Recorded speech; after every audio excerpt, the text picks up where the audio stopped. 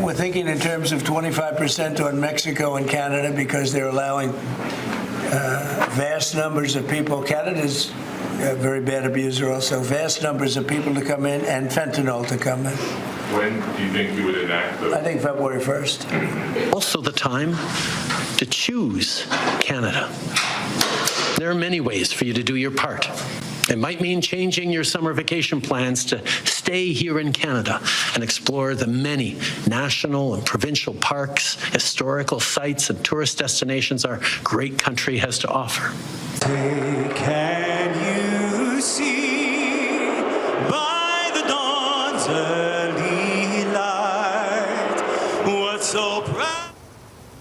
Tensions are mounting between the United States and our neighbors right across the border. Canadian leadership is battling back against the Trump administration's proposed 25% tariff on Canadian goods. That sentiment is being shared across the Great White North. A Canadian viewer reached out to 7 News saying in part, "I normally travel 2 to 3 times a year to New York State and often to other states.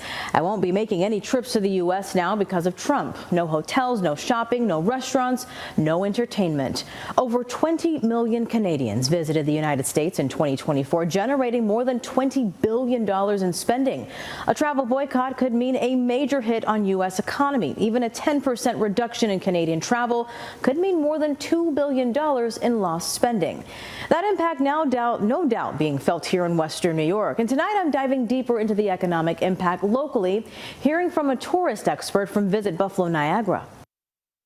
Overall hotel occupancy in the Buffalo Niagara region recovered in 2023 and has been exceeding even pre-pandemic numbers. And while we have recovered in other areas, Visit Buffalo Niagara President and CEO Patrick Kaler says it's quite the opposite when it comes to Canadian travel across the border. We haven't even recovered on our cross-border traffic since the pandemic. We're still down about 9.2%. And while we were making good strides between 2023 and 2024, up 15%, in cross-border traffic, Kaler says from November to December, cross-border traffic was down 6.3%. Some things that the Canadian travelers were concerned about coming to the United States, one being the exchange rate, 2 being cross-border times, and then 3, what would happen with our election. Kaler says Visit Buffalo Niagara is still gathering data about whether the decrease in border crossings into the U.S. has anything to do with the election results. He says Canadian foot traffic in Western New York is down. In the full tourism industry, that will impact our hotel inventory and our overall hotel occupancy. We're already hearing from some of our hotels that they are starting to see a decrease in their Canadian traffic.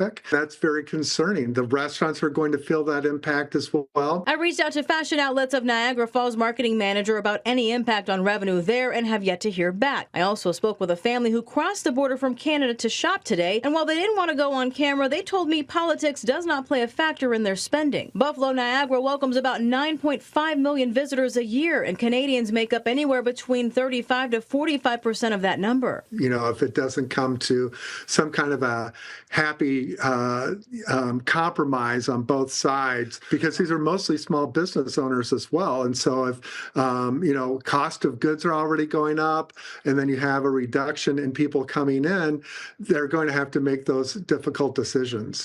Kaler says a digital campaign the agency launched in mid-January to try to lure more Canadians to the Buffalo area had to be put on pause once discussions over increasing tariffs heated up. He says it was pulled because of concerning and unfavorable comments.